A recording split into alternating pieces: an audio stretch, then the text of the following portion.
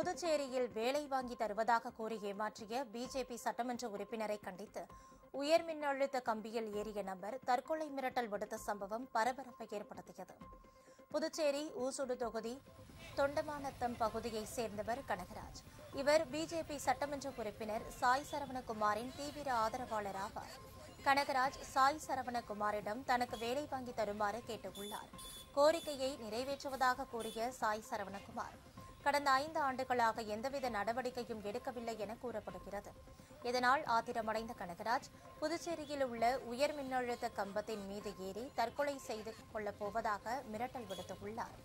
இதுகுறித்து தகவல் அறிந்த போலீசார் சம்பவ இடத்திற்கு சென்று நடவடிக்கை எடுப்பதாக உறுதியளித்ததை அடுத்து கனகராஜ் தனது போராட்டத்தை கைவிட்டார்.